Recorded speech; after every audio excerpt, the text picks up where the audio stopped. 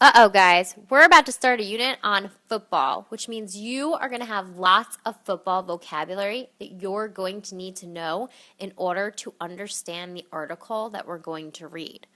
But before we get into all that football vocabulary, or as we're going to call it, football jargon, let's go over the regular vocabulary.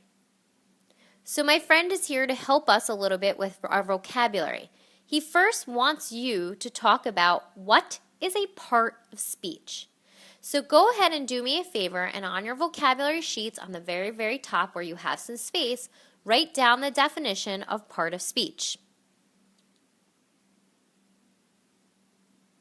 Go ahead, I'm waiting. All right, that's probably been about enough time. So I hope that you all wrote down for part of speech that a part of speech is a type of word. For instance, like a verb, a noun, or an adjective. In this unit, you guys are going to be dealing with verbs and adjectives.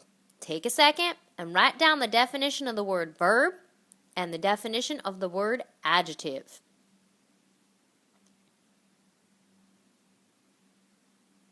Almost there? Got it? All right, if not, pause this video and make sure you write this down before I tell you. A verb is an action word. Therefore, it means that you are doing something or you can do something, just like I am flipping around and running. An adjective is a word that describes something. Y'all can tell that I am a Texan. That is an adjective. It is describing where I am from.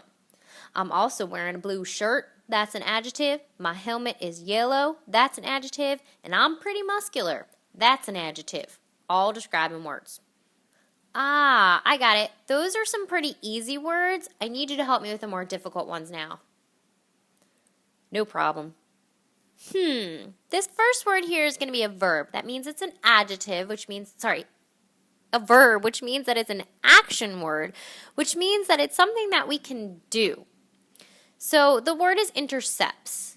The definition that Codex gives us is prevents something from reaching a person or a place to which it was sent to originally. What could that mean? Well, let's think. I could intercept a lot of things. For instance, I could intercept a letter that maybe Paola was trying to hand off to Mabel. I could just step in between them and grab the letter, and then I would be intercepting the letter. So a sentence would go like, Ms. Schneider intercepts the letter that was meant for Mabel. This football player over here could also try and throw the ball to me. I don't think that's a good idea, dude, but all right. And then as you see, this Raven over here, he's intercepting it. My football player fan, he tried to throw the ball to me, but this Ravens player, he got right in the middle, caught it, and stopped it from getting where it was supposed to go. So the Ravens intercepted the ball meant to get to me. By the way, just in case you wanted to know, I'm Donovan McNabb. All right, our next word is forsworn. Now, I'm not really sure what forsworn means because it sounds like a swear word, and I don't really know how that, well, I guess a swear is something you can do. You can swear, but that's not what this means. Forsworn is a verb, which means it's something you can do again. And what it means is to reject strongly. Now, you could forswear an idea or, for instance, a football. Now, if this football player was running towards the end zone and then all of a sudden realized, oops, that's not my end zone, and stopped, he would have forsworn the end zone. He rejected it strongly and did not want to go in that direction because he did not want to go in that direction. Now, as I said before, you can also forswear an idea. So, for instance, I can say, I have forsworn football for the rest of the football season, meaning, contrary to what my husband would really like, I am not going to watch another single game. That's probably not going to happen, unfortunately. Okay, our last word is something that our last verb is something that you might be familiar with. The word is confirming. Now, you guys might know that like when you get a confirmation when you order something online, hopefully with your parents' approval.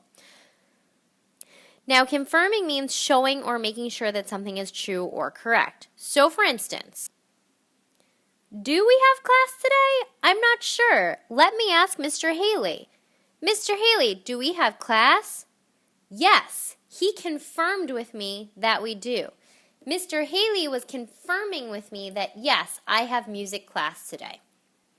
Ah, so I do have to go all the way downstairs to the first floor today. It'll be worth it. Now, my next word got cut off. See how you just see adjective? The word before the word adjective should be modest. Modest is a describing word, and it means not dramatic or limited in size. So, for instance, this football player here, right now, he's a modest football player. He's not very large. But if we make him really big, he's no longer a modest football player. Now, when we're talking about modest, though, in this case, we're talking about something, not someone, being modest. So, for instance, you might have a modest amount of money, meaning you don't have a ton of money in your wallet right now. Maybe you only have $5. We're also going to be talking about a modest kickoff return. So, in football, when you have a kickoff return, generally your team wants to get as close to their end zone as possible. But if they had a modest kickoff return, they might not get that far. Our last word, also an adjective, means full of emotion. Now, when you are sentimental, you're full of emotion. Now, you could be sentimental like you feel bad for someone. You could be sentimental like you're super excited. In this case, this football player right here just won the Super Bowl. And not only is he excited, but he's sentimental, so you might see a tear or two when they ask him, how does it feel to win the football game? It's wonderful. I'm going to Disneyland. See, he's sentimental because he's excited and he's also kind of crying a little bit.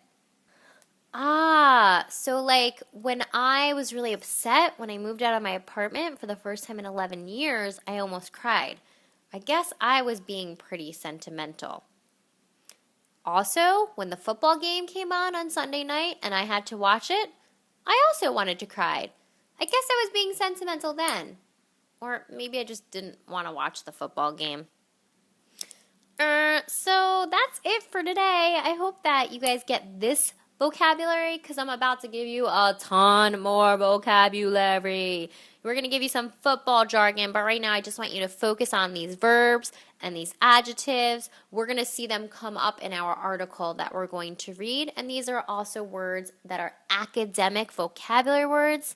And if you remember what an academic vocabulary word is versus a regular vocabulary word or a content-specific vocabulary word, go ahead and write that down on your sheet, and we'll discuss it in class, and you might get some extra credit. See you guys later.